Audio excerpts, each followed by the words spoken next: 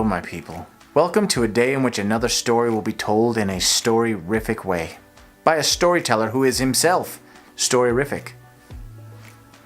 As I've stated before, my job, besides telling you guys stories, which I would actually like to make my real job.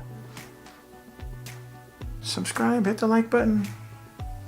I am also an air traffic controller. When I was a kid, I was told that if you don't work really hard and climb the corporate ladder and do all the things, you'll never have the corner office overlooking the city. Well, I went ahead and skipped the corner and went right to the full 360-degree view. Take that, CEOs. So there I am, sitting 255 feet in the air, surveying all that is my domain. And a very odd thing was happening. There was no airplanes, none. No airplanes on the ground, no airplanes in the air. There was no airplanes inbound. It was a weird little 15-minute time where there was just nothing happening. So I was there sitting, just waiting for the moment in which my hero skills would be needed and I would be saving lives once again. Because that's what air traffic controllers do. We're heroes. There are three of us in the tower cab and I'm sitting in the middle. On my left is a man you might remember.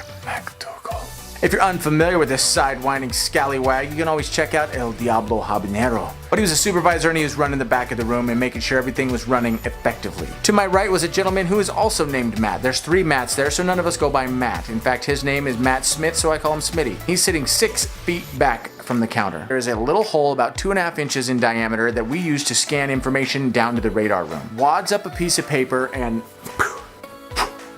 nothing but air. $10 says you can't do that again. If you were Kobe in the fourth, that would have been a nearly impossible shot. If you were LeBron, you would have missed and then fallen down and got a foul call probably. Because you Bron. All of this happens at the same exact time, so stay with me. The phone rings and MacDougal walks across the room to get the phone. Smitty raises, takes aim, and shoots his shot. Again, nothing but air.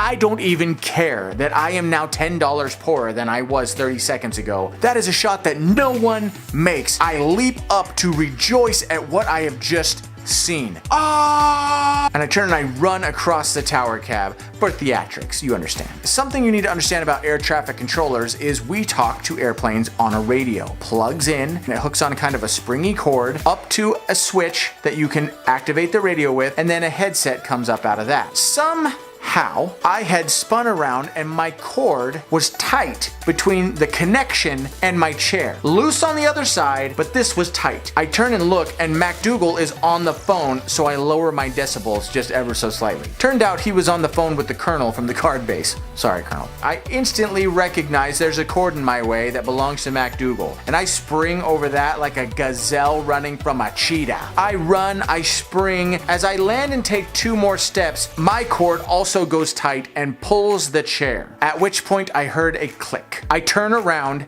right as my radio disconnects from the console. I'm not sure if you've ever seen the cartoon with Chip and Dale and Donald Duck.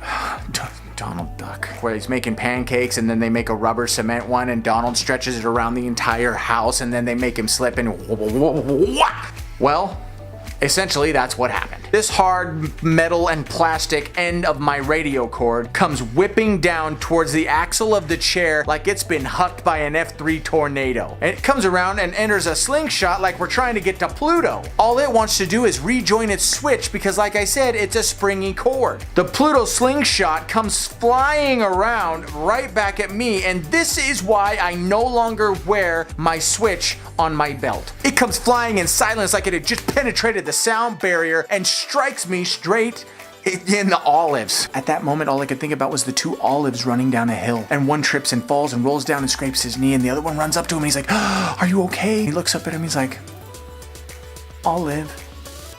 Only I was not going to live." It was like when you go to a cocktail party and those olives have a toothpick right through them. I heard the sonic boom come passing by, and then there was nothing. I did not yelp. I did not breathe. My blood ceased its movement, and all that I felt was the white-hot searing pain as I just fell like a tree. MacDougal, who is such a scallywag, the blood of that tyrant. Trying to speak to the Colonel without bursting out in laughter. I hear Smitty say, "Oh my gosh, I can't believe that just happened." And then I don't remember what happened past that because my blood then resumed its movement and the pain receptors were just firing from like outside of my body. Pain receptors were firing. Like, I laid there on the ground and now an airplane calls. But I cannot resume my heroly duties because I am incapacitated. The realm is now at risk. MacDougal hangs up the phone and a roar of laughter fills the tower cab. Freaking MacDougal.